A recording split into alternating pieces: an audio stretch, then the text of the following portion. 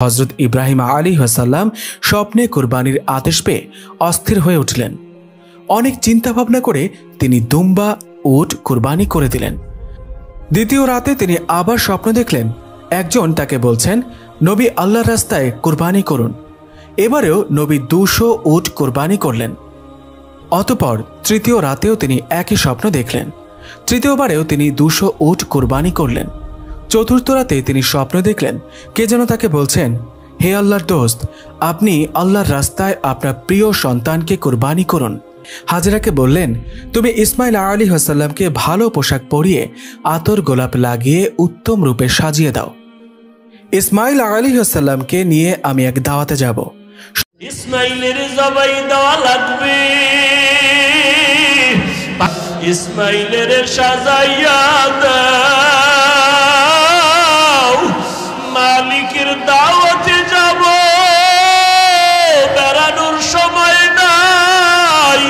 আব্বাজান তাড়াতাড়ি ছুরিটা নিয়ে আমার গলায় চালায় দেন, তবে আপনার চোখ দুইটা ভালো করিয়া কাপড় দিয়া বাঁধেন, কারণ আপনি জবাই করার সময় যদি আমার দিকে মায়ার নজর লাগিয়া যায়, মায়ার কারণে জবাই দিতে পারবেন না, আমার আল্লাহ বেজার হয়ে যাবে। তাড়াতাড়ি চক্ষু বেঁধে নেন।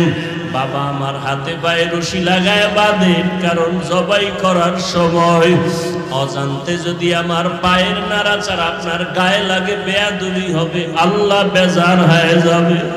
ইসমাইলের শোয়াইয়া যখন ছুরি চালায়, আল্লাহ অর্ডার দিলেন, ও ছুরি আমার ইসমাইলের একটা পশমও যেন কাটে না। ইসমাইল বলে, বাবা গো, 1 নম্বরে আমার মায়ের আদরের জামাটা খুলে ফেলাও, 2 নম্বরে তোমার চোখ দুইটা বন্ধ করে ফেলাও। বাবা গো, এই যে আমি যেই রুমাল টানছিলাম মায়ের জন্য হাদিয়া লয়ে যাব, আমার মা আমার জমজমের পারে দাঁড় করে গোসল করার সময় বলছিল, তোর বাবার বন্ধু তোরে যা খাইতে দিবে আমার জন্য হাদিয়া লয়ে আসবি।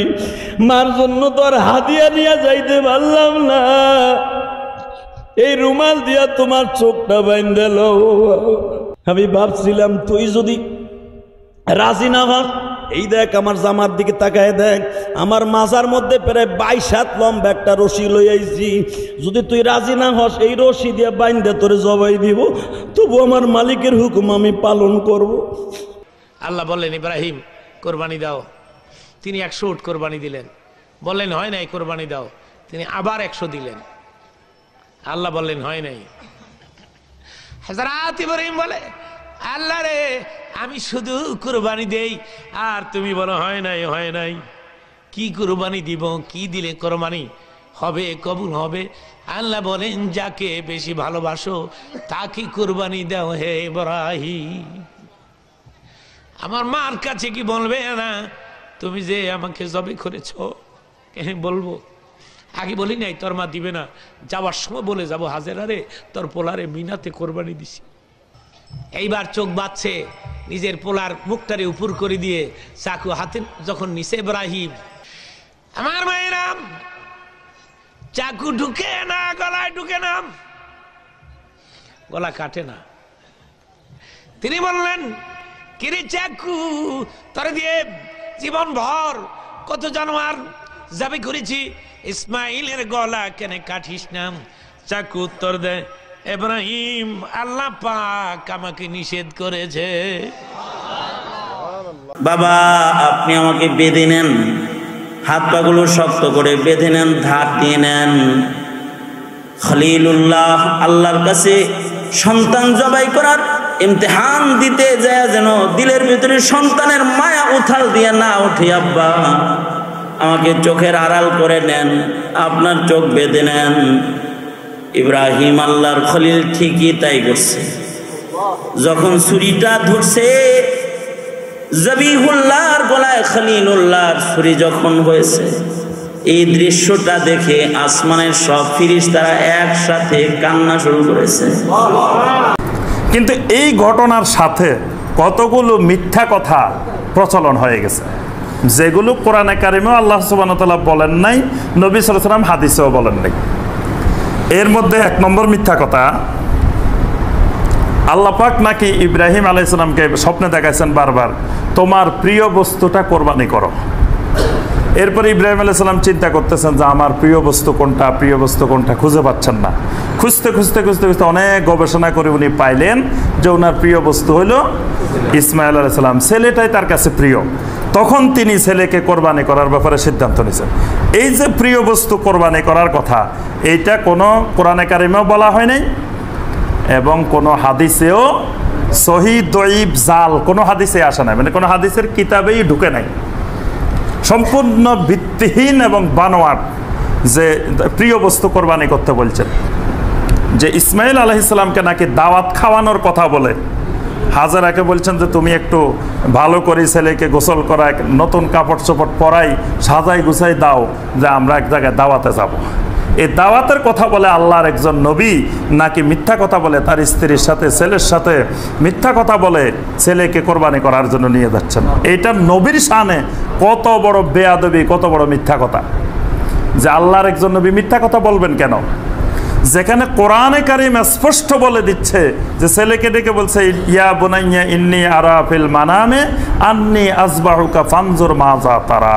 সরাসরি বলছেন ছেলেকে, এটাকে যে সে ছেলে নাকি মিথ্যা কথা বলে নিয়ে যাইতে হইব?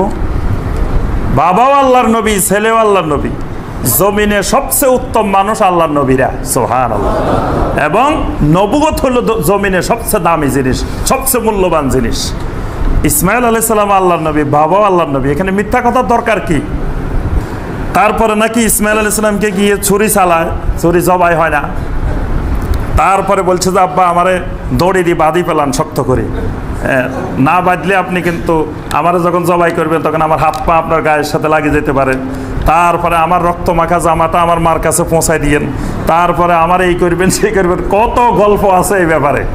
এগুলো সব ডাহা মিথ্যা কথা, এগুলো সনদবিহীন মিথ্যা কথা, মানে কোনো হাদিসের ভিতরে ঢুকার মিথ্যা কথা না, হাদিসের কিতাবে ঢুকা জাল হাদিস না, এই এমনি কমন মিথ্যা কথা। প্রসিদ্ধ একটা কিতাব আছে আসনাল মাতালেব, কিতাবটার নাম হলো আসনাল মাতালেব।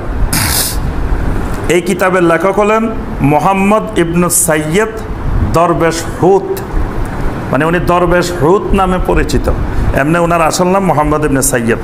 উনি 1276 হিজরিতে মারা গেছেন, 152 বছর আগে তিনি মারা গেছেন।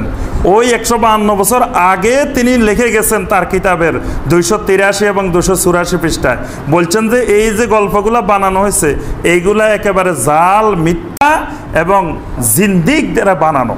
জিন্দিক মানে যারা নাস্তিক, যারা ইহুদি, যারা খ্রিস্টান, যারা ইসলাম বিদ্বেষী, তাদের তৈরি করা মিথ্যা জাল বানোয়াট গল্প। আজ থেকে 152 বছর আগে যিনি মারা গেছেন তিনি লিখে গেছেন। তাহলে এটা জাল হাদিস তো এখন আমরা বানাইতেছি না এগুলা।